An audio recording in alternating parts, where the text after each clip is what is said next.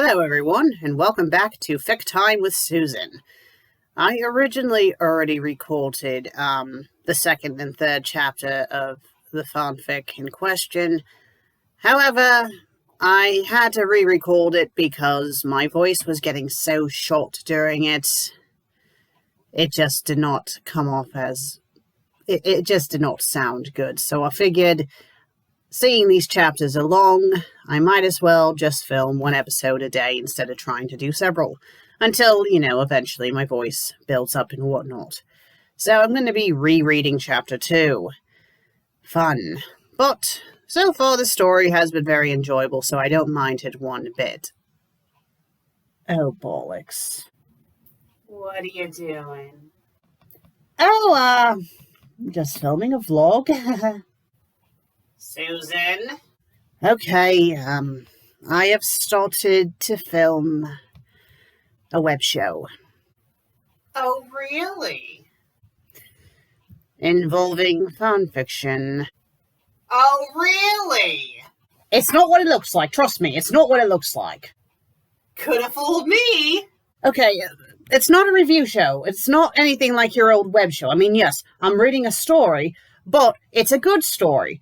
A long story. I'm starting with a story that I like, and I think you liked it too. It was a Sweeney Todd fanfic. It's called Proof of Heaven, and pretty much the basis of this web show is that one season is going to be one story, and every chapter is going to be an episode. I filmed, the first episode last week, so I'm filming the second episode this week. I originally did multiple readings of, more like multiple chapters, but my voice...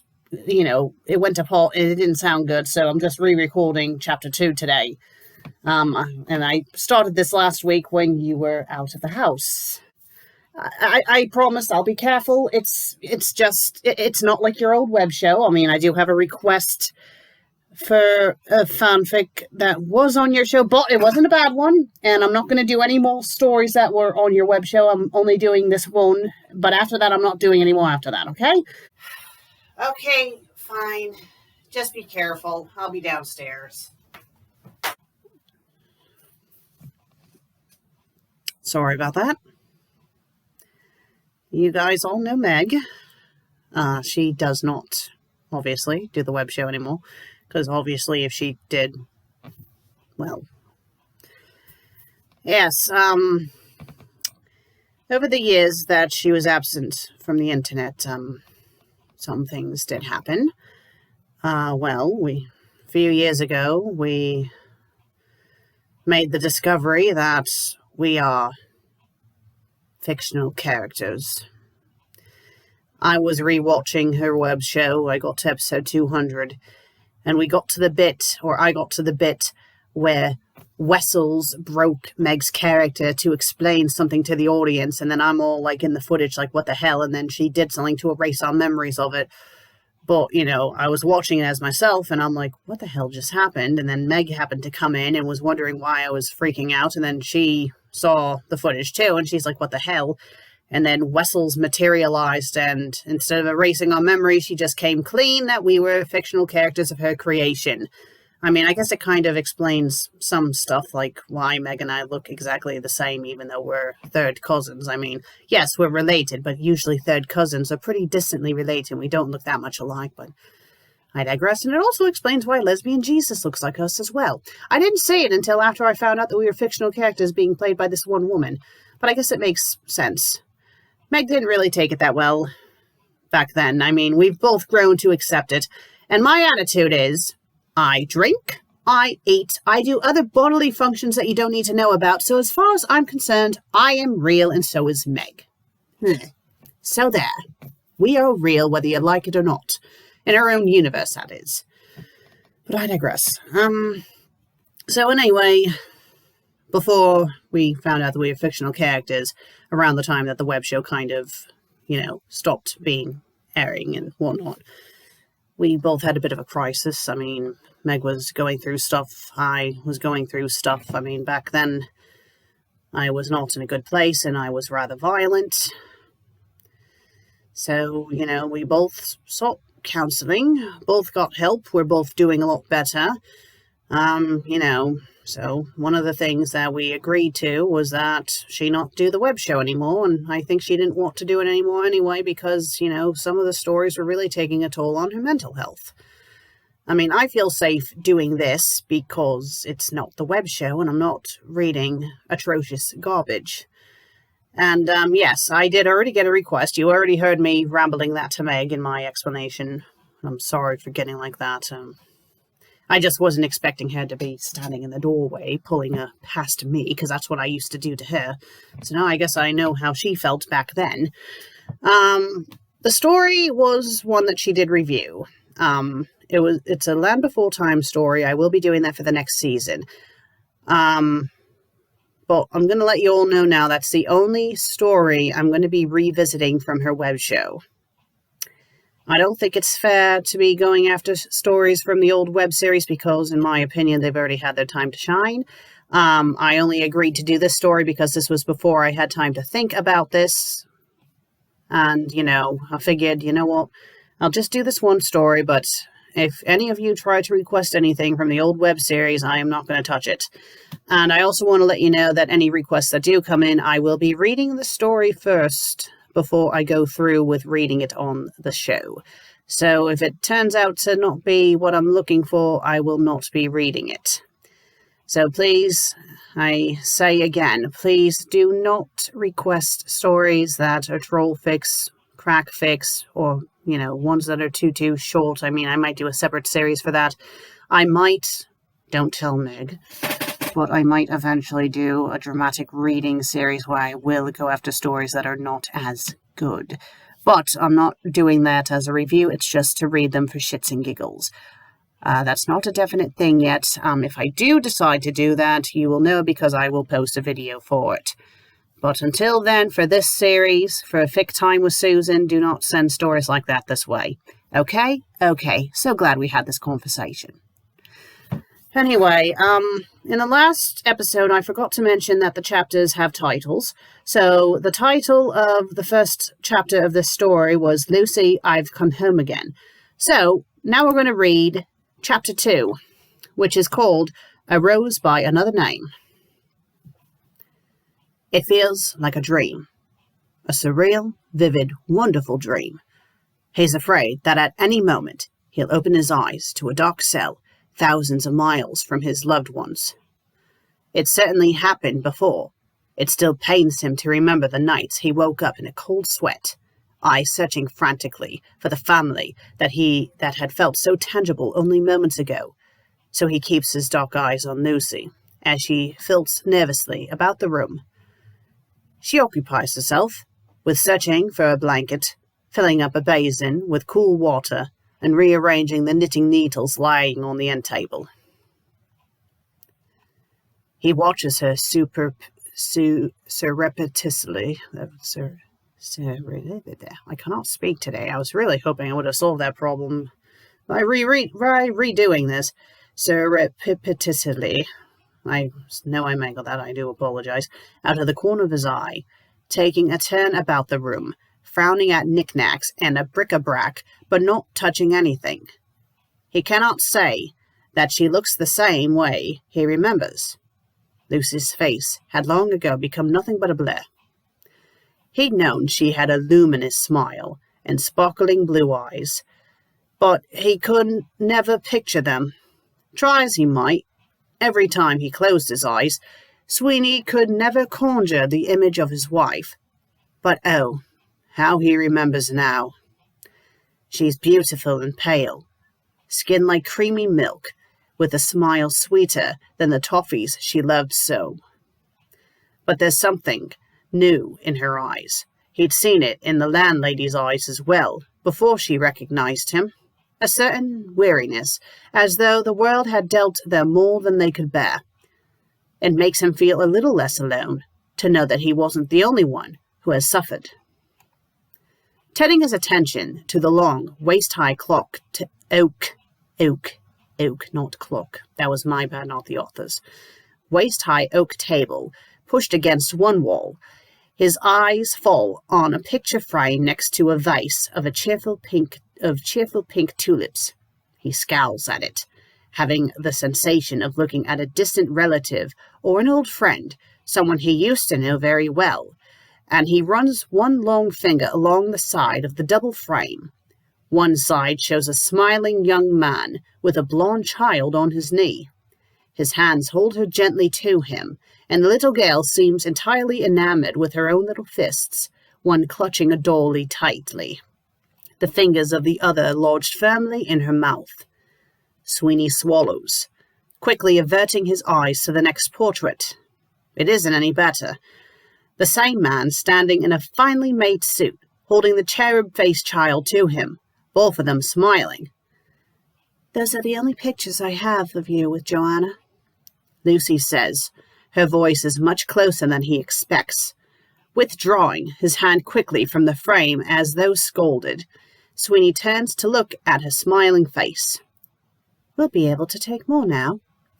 Pressing a hand to his arm and guiding him to the settee, Lucy seems much more composed, sniffling only a little, eyes mostly dry, as though fearing he might be cold. Dressed in his leather coat in the warm room, she takes up a thin blanket, wrapping it around his shoulders with shaking hands.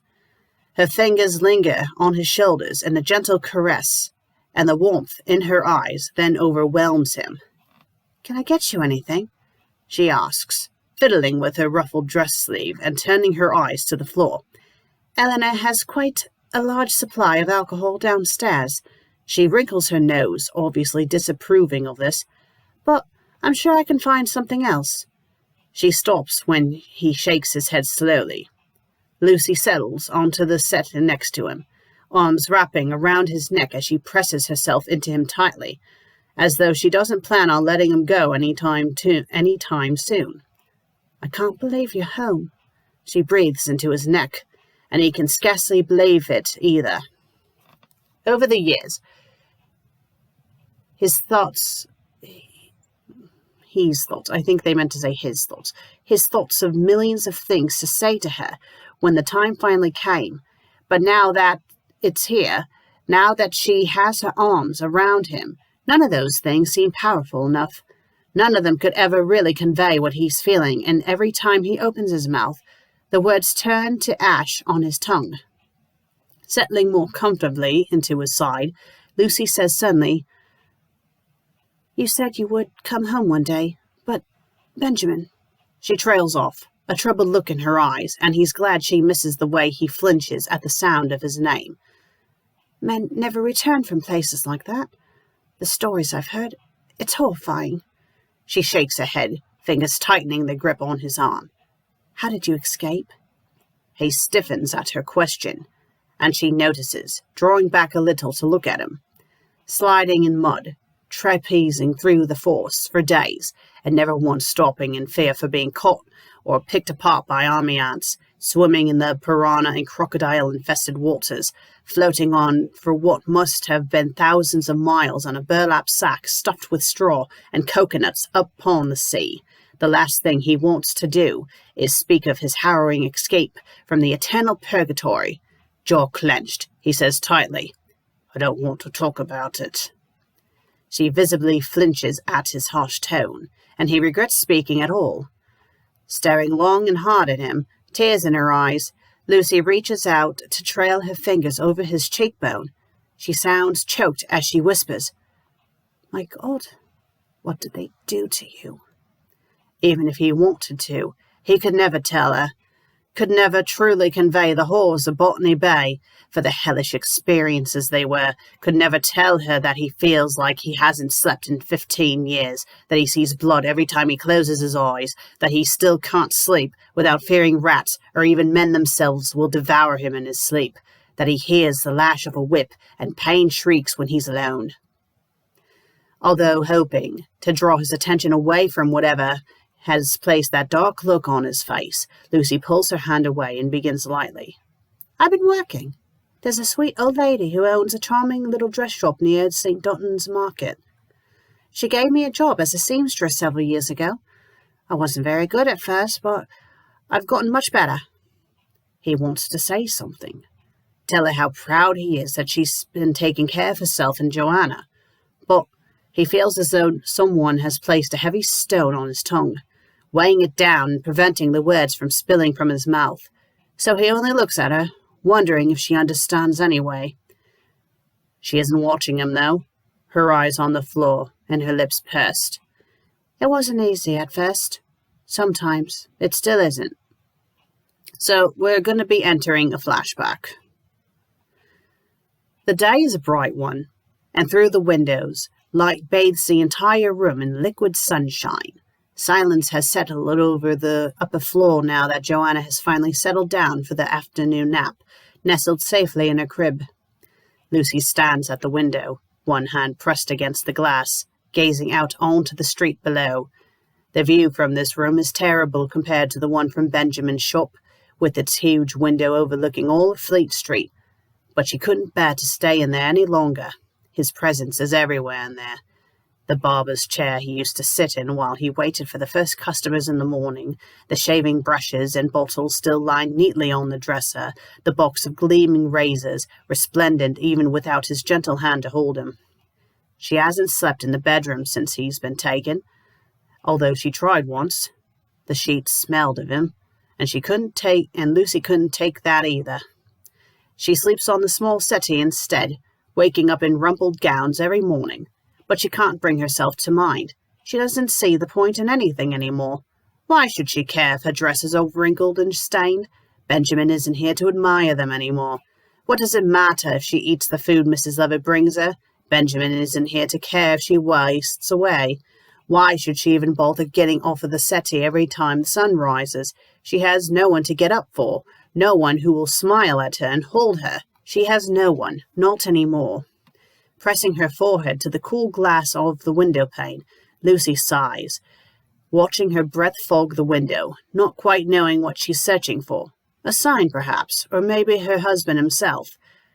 Lucy scans the streets quickly, feeling a sense of disappointment when she doesn't spot whatever she had been looking for. Only the same sights she sees every day. She finds it intolerable that anyone else can go on with their lives when her own life has halted so completely. A firm knock on the door draws Lucy sharply from her thoughts. As always, Mrs. Lovett doesn't wait to be invited in. Bustling into the room, carrying a tray of food in one hand and a rag fisted in the other. "Brought you some lunch, dear," she says cheerfully, her disapproving eyes not on Lucy but on the general disarray of the small apartment. "And I think I'll clean a bit while I'm up here. It's not good for that baby of yours to be breathing all that dust." An annoyed expression clouds Lucy's features as she turns back to the window. "I'm a little busy, Mrs. Lovett," she huffs. "Could you come back later?" Mrs. Lovett snorts diversively. "Busy staring out the window? Tell you what, dearie, I won't go near your precious brooding spot while I work, eh?" "You'll wake the baby," Lucy tries again. However, Mrs. Lovett seems determined to get the upper rooms completely spotless because she ignores Lucy's warning, fluttering about with her rag to polish candlesticks and the tops of dresses, humming faintly to herself. Lucy watches the red head's reflection in the glass of the window pane, noticing the way Mrs. Lovett quiets her humming and practically tiptoes whenever she comes near Joanna's crib, the smallest of grins on her face when she peers inside to look at the infant as she passes. Her attitude around Joanna reminds Lucy so much of Benjamin's own giddiness towards his daughter. "Do you think he'll ever come back, Mrs. Lovett?" she asks, pressing her fingers to the glass and staring vacantly past the window.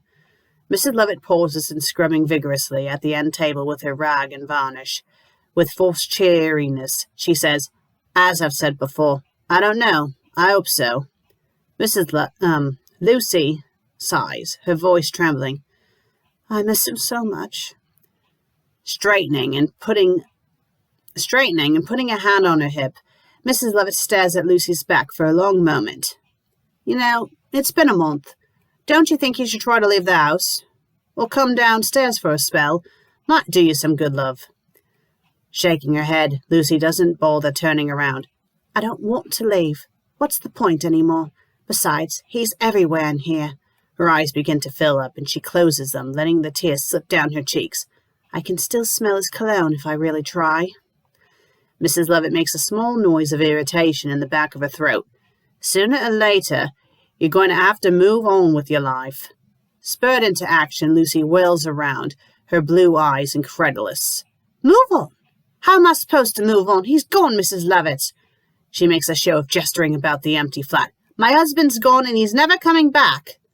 The fire and conviction in Mrs. Lovett's eyes then is something Lucy has never seen before, and she finds herself wanting to shrink away from her landlady's ire.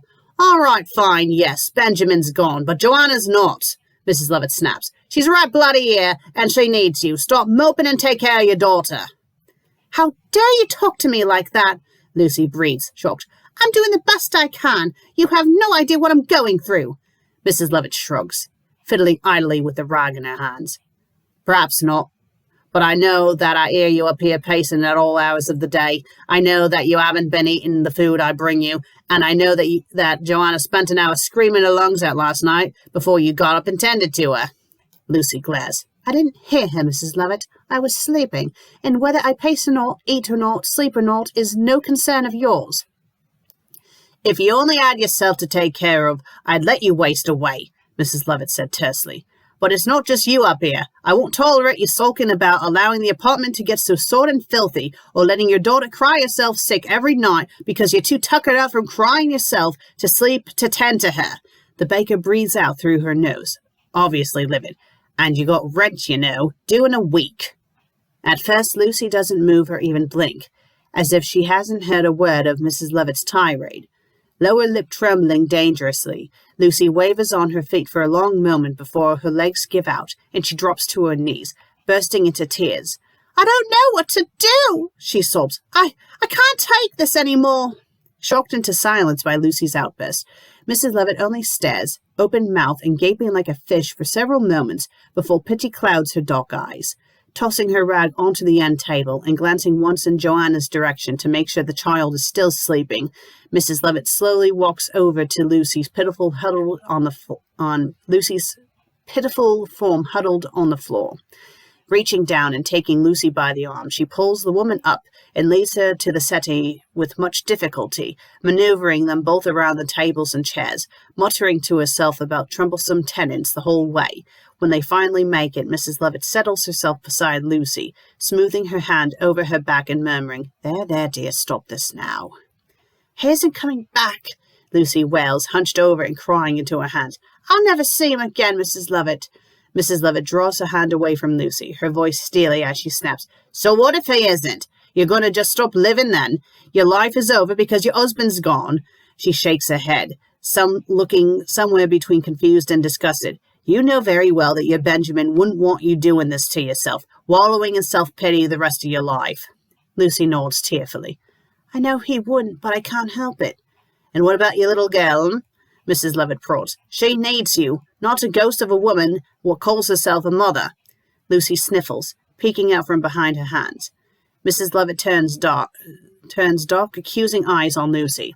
"If you're not going to live for yourself, you should at least do it for Joanna. It would be right selfish to let yourself go like this. She'll have a hard time enough as it is without a father."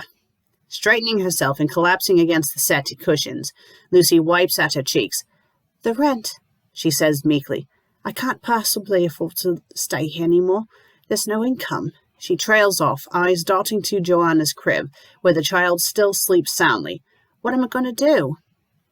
Clucking her tongue, Mrs. Lovett taps her temple with one finger, staring at Lucy as though she's daft for not already knowing the answer. "You're going to get a job, that's what, to support yourself and your baby." "Oh, Mrs. Lovett." Lucy shakes her head pitifully. "I don't know how to do anything." Mrs. Lovett's eyes narrow. "Well, learn then." Lucy nods, closing her eyes and not bothering to wipe at her cheeks as tears slip out. Curling up on the settee as Mrs. Lovett stands up and wipes her hands on her skirts, Lucy listens to her landlady's retreating footsteps. "Eat your lunch now," she says, and from the sound of her voice, Lucy can tell she's standing by the door. "I expect an empty tray when I return." Not bothering to acknowledge her, but knowing she'll obey, Lucy keeps still, waiting to hear the door click shut. It opens, but before Mrs. Lovett closes it behind her, she gives one last word of encouragement, her voice firm and resolved. "And Mr. Barker's coming back. You wait and see, dearie." And that's the end of the flashback. Sorry.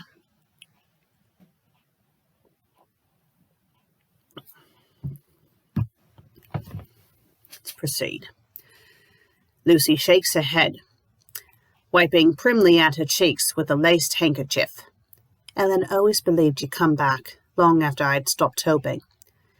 Aware that he's practically gaping at her, Sweeney turns away to glare at the floor. He can't imagine the pain she must have been in, but it seems so unlike his Lucy to lose hope, to let her life fall apart before her very eyes.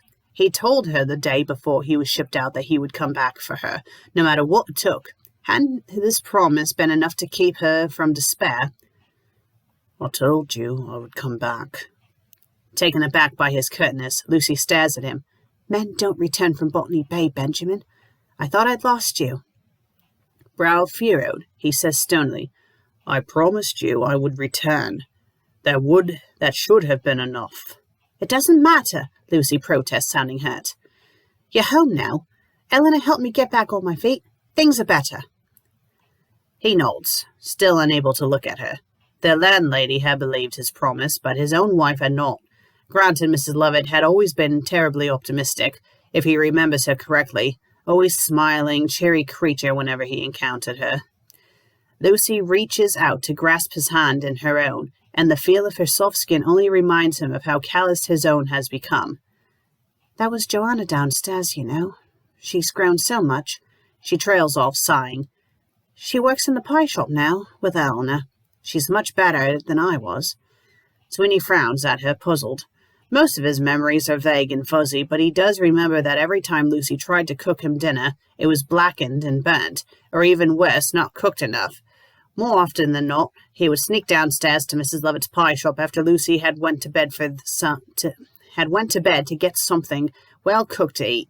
While he loved his wife, she had never been much of a homemaker. At his puzzled expression, Lucy smiles guiltily. It didn't work out. I can't bake anything, as you know. Eleanor tried to be patient, but more often than not I ended up burning the pies, and she'd shoo me out of the kitchen with a broom, or a rolling pin if she was angry enough. At one time, he might have smiled at the image of the woman downstairs chasing his wife out of the kitchen with her rolling pin, but now the only sign of his amusement is a faint lightening in his eyes and a small twitch at the corner of his mouth. Lucy lets go of his hands, shifting ever so near. I know this must be overwhelming, she says, but I promise you'll feel like you've never left in no time at all. Suddenly, almost shyly, she leans towards him, one soft hand cradling his cheek, fingers gently smoothing over his jaw. Frozen, he watches as her eyes flutter shut, and suddenly his heart constricts as he realizes her intention. Her lips brushed hesitantly against his, and the feeling of warmth and familiarity and home that surges through him is enough to nearly send him to his knees at her feet. He draws her closer to him, wrapping one arm around her slender wrist as he deepens the kiss, moving his mouth more eagerly against hers. Hold on 1 minute. The cat's about to use the bathroom, and I want to make sure that his aim is correct. So we're just going to pause for a moment. Right, I'm back. Sorry about that. Rorschach, he's going to be 15 in November, so he is getting older. Sometimes he doesn't aim his bomb correctly. Actually, you guys want to see him? Okay, come on. Let's say hello. Say hello. Hello. Here he is. Look at him. Ready, little thing on. Yes. Are you going to stay? Yes, you are. Yes, we only have the one now, unfortunately. His brother died back in May of 2020. Not a good year, that was. But we still have him. And, you know, aside from getting older, he's still in good health. Right, so let's proceed. It's been too long, and she still tastes of vanilla. It feels like a dream, one he's had too many times before, that only turned to dust when he opened his eyes to the harsh sunlight of Australia. As if to prove to himself that he is indeed home again, Sweeney tightens his grip on his wife, one hand reaching to weave its way into her golden tresses. He moves his mouth violently against her more timid one, his teeth biting roughly at her lip. He thinks he might taste blood, but he's too distracted to pay it any mind.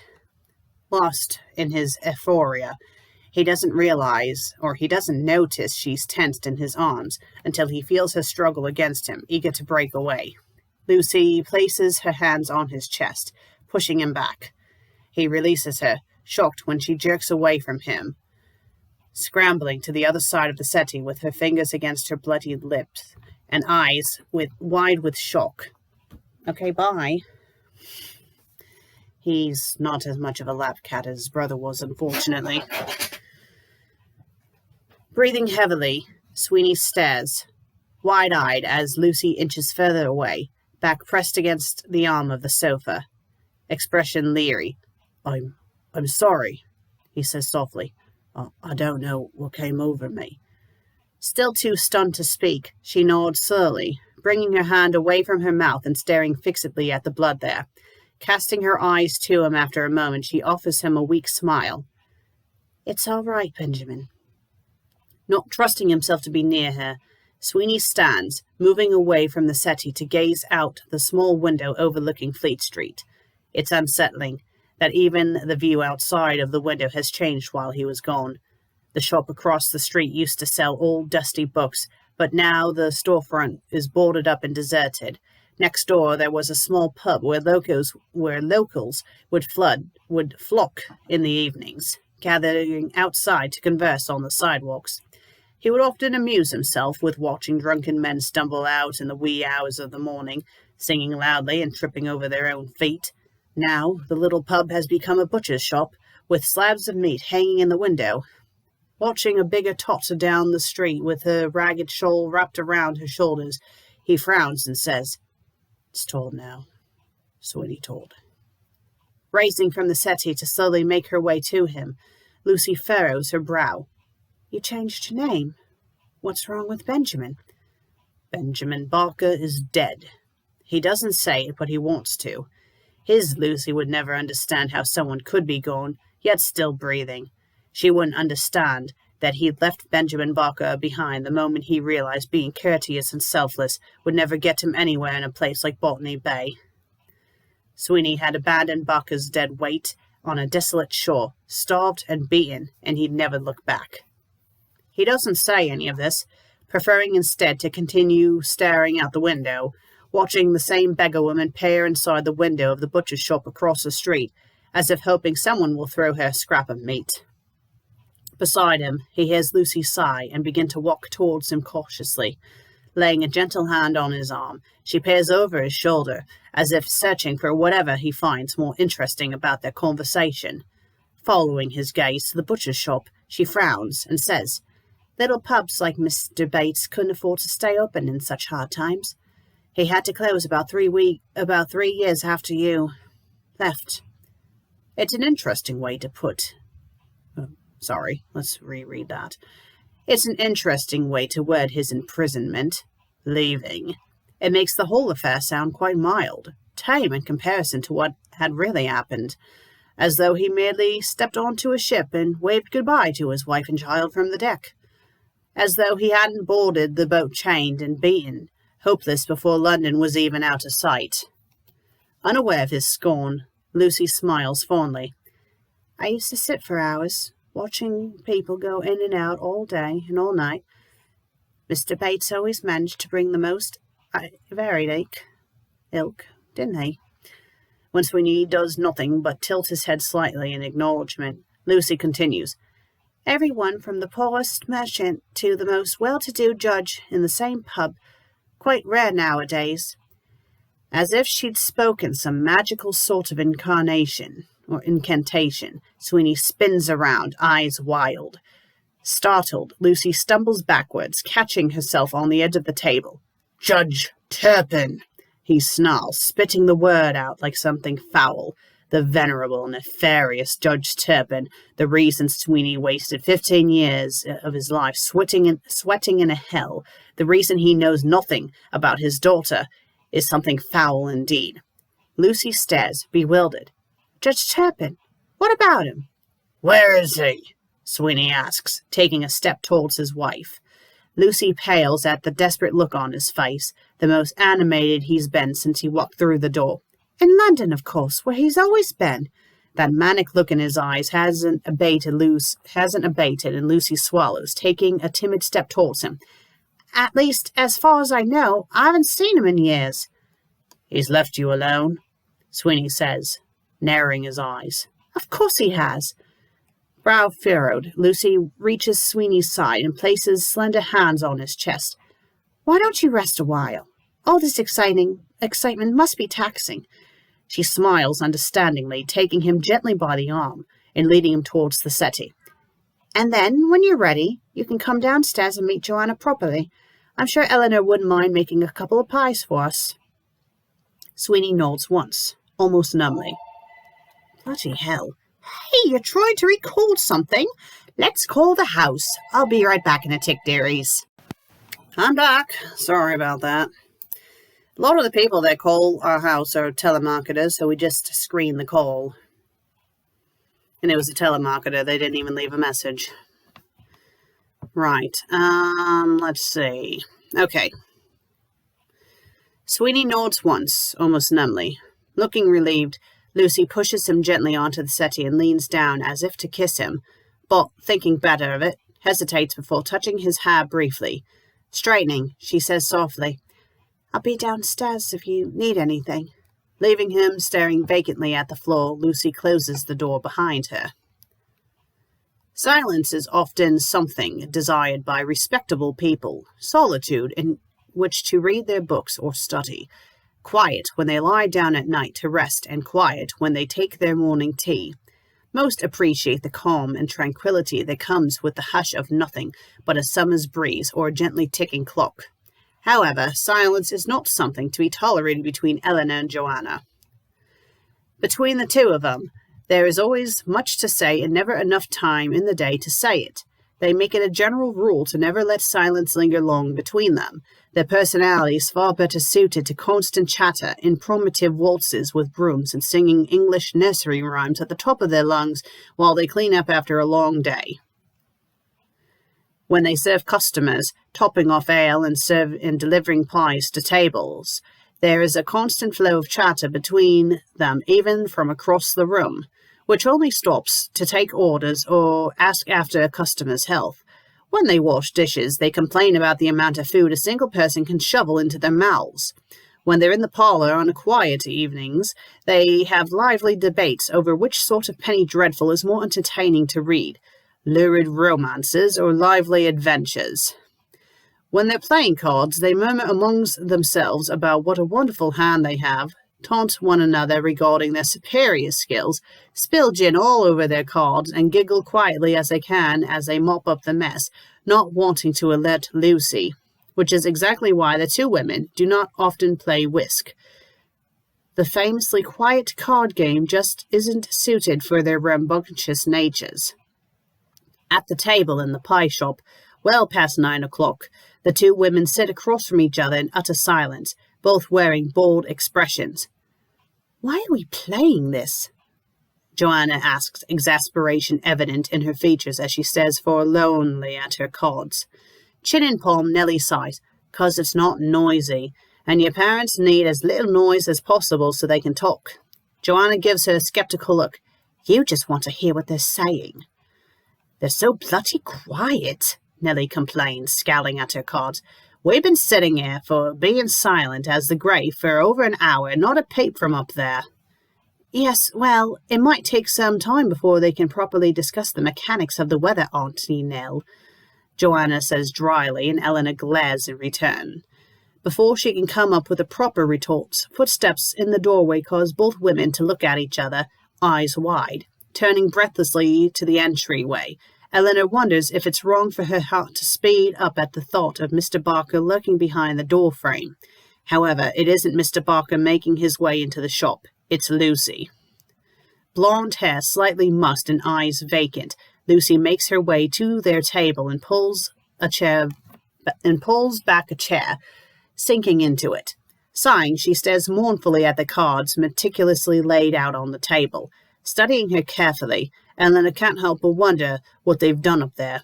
While disheveled, Lucy doesn't look sufficiently rumpled enough for the Barkers to have become too reacquainted, but her eyes are dry, which tells Eleanor that most of her hysterics had taken place in the pie shop. What had happened? The suspense is nearly enough to send Nellie jumping out of a chair. After several moments of agonizing silence, Lucy finally shakes her head and murmurs, "Sweeney Todd." Nellie exchanges a furtive glance with Joanna. "What's that, dear?" Fingers reaching up to massage her temple, Lucy says more clearly, "He's calling himself Sweeney Todd now." Sweeney Todd. She almost shivers, repressing the urge to repeat it out loud and test if it feels as velvet on her tongue as it sounds. It's a dark name, poetic almost. A name Eleanor might have read in one of those Gothic novels Joanna is so fond of. A dark and brooding man standing on the wild moors beneath the stars. It suits him, this new man with Benjamin Barker's eyes. Frowning, Eleanor lifts her glass of gin, staring into it scornfully. Well, of course he had to change his name. Can't expect to be going around calling him Benjamin Barker. He'd be shipped right back to where he came from. I suppose so, Lucy agrees, still looking troubled. Fiddling anxiously with her cards, Joanna clears her throat. Where is he now, Mother? Lucy casts sullen blue eyes overhead. Resting, I imagine. Glancing at Nellie and then back at her daughter, she says, Darling, would you mind giving me a moment with Eleanor, please? Lips pursed in annoyance at being excluded like a child, Joanna nods and stands stiffly. Of course, I'll be in the kitchen. Nellie manages to catch the girl's eye as she exits, winking. It doesn't matter whether Lucy sends her out of the room or not. Nellie will convene with the girl after Lucy has turned in for the night, recounting the incident down to the last detail. Eleanor has never approved of Lucy's habit of shielding Joanna from the world, as though by simply making her oblivious to its evils, she is somehow protecting her from them. Turning to Lucy with an expectant smile, Nellie waits for her to speak. Lucy isn't looking at her, drawing invisible patterns on the tabletop with her finger, a thoughtful frown on her fair countenance. Nellie isn't in the mood to play the waiting game, so she says, What seems to be the trouble, dearie? I don't know, Lucy says, finally glancing up into Nellie's eyes. Something just isn't right. He's so different, he doesn't even look like himself. It's been 15 years, Eleanor reminds her, resisting the urge to roll her eyes. He's been imprisoned on an island, notorious for holding the scum of the earth captive. I'd be unsettled if he hadn't changed. Lucy shakes her head, sighing into her palm. He's hardly spoke at all. He was always such a talker before. He used to rival you in that department, if I remember. This time, Eleanor can't stop her eyes from rolling heavenward. Love, he's been living in squalor among thieves and murderers for nearly 20 years. You'll have to forgive him if his conversational skills ain't what they used to be. Frustration evident in her glowering expression, Lucy straightens in her seat, suddenly more animated. It isn't just that, Eleanor. I could excuse him being disoriented at being home again among civilized people. I could even excuse how rough he was when he kissed me. Visibly flinching as Lucy blushes at the admission and ducks her head, Eleanor begins to drink to her lips again, expertly throwing back the alcohol remaining at the bottom of the glass. Raising her head, cheeks still pink, Lucy continues. It's a feeling, a strange feeling that I can't seem to get rid of. She reaches across the table, taking Nellie's hand, which causes the redhead to raise an eyebrow in surprise. Lucy doesn't seem to notice, staring out the window behind them, into the night. I can't help but think, more than his name has changed. Shifting uncomfortably and eyeing Lucy's hand still gripping hers, Nellie says, He's in shock is all. Give it time, dear. I'm sure the man you married is in there somewhere. Lucy turns to Nellie, looking hopeful. Do you really think he just needs time? The desperation in Lucy's eyes is so strong that Eleanor feels obligated to nod, giving Lucy the most motherly smile she can muster, the one she uses when Joanna is sick. Of course, dear. Just you wait and see. Rewarding Nellie with a grateful smile, Lucy squeezes the baker's hand before releasing it, placing her own in her lap. She returns to staring at the pie shop windows, a wistful expression on her face. Eleanor drops her smile, raising her eyes to the ceiling thoughtfully. While it's the last thing that Lucy would want to hear, Nellie hasn't been able to shake her own feelings of unease since Sweeney Todd walked through their door. A gnawing deep in the pit of her stomach says a certain darkness lurks within this man masquerading in Barker's skin, as though all morality, decency, and gentleness has been sapped away and nothing left but a hollow shell named Todd. Something tells her that Benjamin Barker is gone and he isn't coming back. There's an author's note, but I'm not going to read it. It's not really relevant. So yes, Lucy is being very silly, in my opinion. And like Eleanor said, he's been gone for close to 2 decades in what sounds like a very horrific place that would do something to his person, even if he was only there for a year. To expect someone to be exactly as they were years ago is just a very, very unrealistic expectation. But I feel like this is a good take on the Sweeney Todd story so far. Again, I have read the story in its entirety, so I do know it's going to happen, but I'm going to discuss it as I feel with each chapter.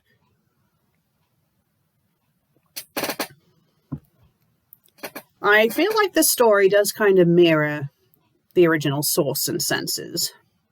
And I do honestly feel like that, say, if Lucy had survived the poisoning and didn't become, well, she did survive the poisoning, but say if she didn't become insane, I don't know if she would have liked Sweeney Todd, because he was a much, much different person than he was back then. But, curious to hear what your thoughts on the story is so far. For those who have read ahead, please do not spoil it for others. I mean, if you all choose to read ahead, be my guest, but if you just want to read along with me, that's fine too. Just try not to spoil it for others in the comments. Right then, thank you all for tuning in today. I will see you next week. So, till then, cheerio.